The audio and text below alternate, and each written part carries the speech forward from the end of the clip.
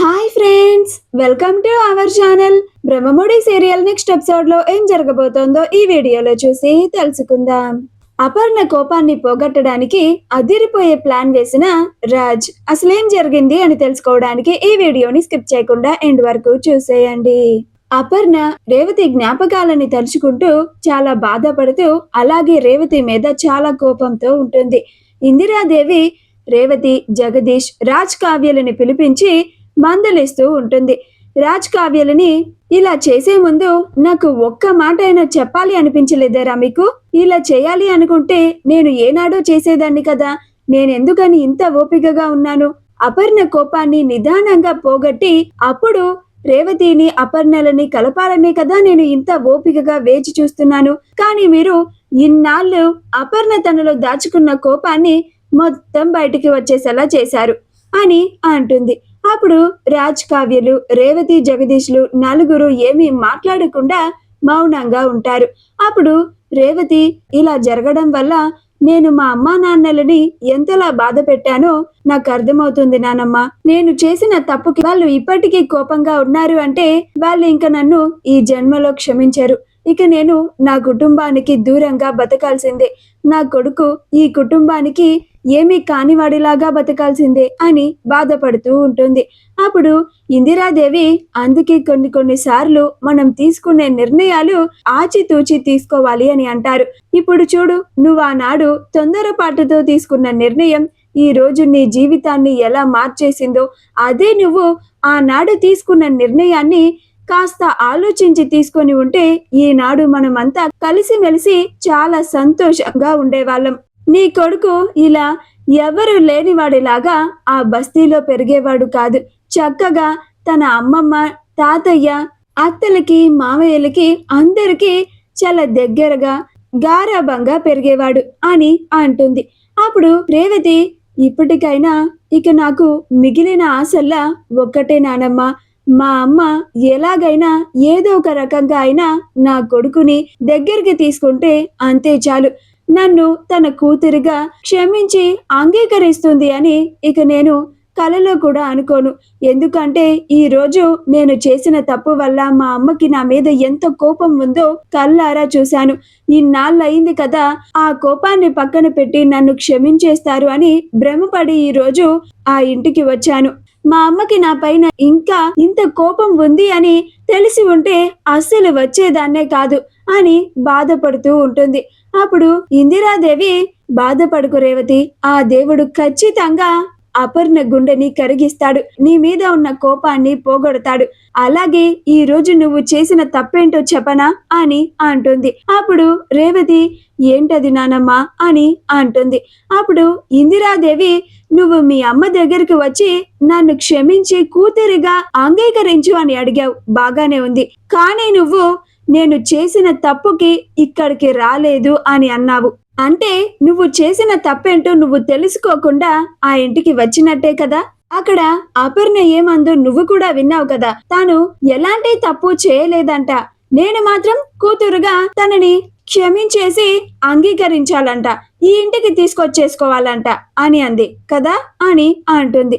అప్పుడు రేవతి అవును నానమ్మ, అలా అనడం తప్పే అని అంటుంది. అప్పుడు ఇందిరాదేవి కానీ నువ్వు నీ తప్పుని తెలుసుకొని నువ్వు చేసిన తప్పు వల్ల నీకు నీ కన్నవాళ్ళు అందరూ దూరం అయ్యారు అని ఇంతలాగా బాధపడుతున్నావు. కానీ అపర్ణకి తెలిసేలాగా తన ముందు కూడా అలా మాట్లాడాలి కదా. ఎందుకు ఆ మాట అన్నావు? నువ్వు ఆ మాట అనడం వల్ల అపర్ణ ఆ మాటని పట్టుకొని ఇంకా కోపం తెచ్చుకొని నీ మీద ఇంకా కోపాన్ని ప్రదర్శించింది. ఆనాడు తొందరపాటు నిర్ణయాన్ని తీసుకొని తప్పు చేశావు, ఈ రోజు తొందరపాటుగా మాట్లాడి తప్పు చేశావు అని అంటుంది. రేవతి వేసుకునే లాంటి హేమరూప సింపుల్ ఎలిగెంట్ గోల్డ్ బ్లాక్ మంగళసూత్రం మీకు కూడా కావాలా? అయితే వెంటనే స్క్రీన్ మీద డిస్ప్లే అవుతున్న షాపింగ్ అకౌంట్ ని కానీ డిస్క్రిప్షన్ లో ఉన్న లింక్ ని క్లిక్ చేసి కానీ వెంటనే మీ ఆర్డర్ ని ప్లేస్ చేసుకోండి. అప్పుడు రేవతి సారీ నానమ్మ, ఇంకొకసారి అలా మాట్లాడను, నేను అలా మాట్లాడి ఉండకూడదు, ఇప్పుడు నేను నా తప్పుని తెలుసుకుంటున్నాను అని అంటుంది. అప్పుడు ఇందిరాదేవి అంతా అయిపోయిన తర్వాత ఇప్పుడు అనుకుంటే ఏం లాభం? నువ్వు తప్పు చేశావు అని నీకు తెలియాలి కాబట్టి చెప్తున్నాను. ఇంకొకసారి ఇలాంటి పొరపాట్లని చేయకు రేవతి అని అంటుంది. అప్పుడు రేవతి అలాగే నానమ్మ అని అక్కడి నుంచి రేవతి జగదీష్లు ఇద్దరు వెళ్లిపోతారు. కాసేపు ఆగిన తర్వాత ఇందిరాదేవి కూడా వెళ్లిపోతుంది. అలా రాజ్ కావ్యలు ఇద్దరు ఆలోచిస్తూ ఉంటే అప్పుడు రాజ్, కళావతి గారు, ఇక మా అమ్మ రేవతి గారిని కలపాలి అంటే చాలా కష్టం. ఎందుకంటే మా అమ్మ రేవతి అక్క మీద చాలా కోపంగా ఉంది. మనం ఇంకా రేవతి అక్క కోరుకుంటున్నట్లుగా రేవతి అక్క కొడుకుని అలాగే మా అమ్మని ఇద్దరిని దగ్గర చేయాలి అని అంటాడు.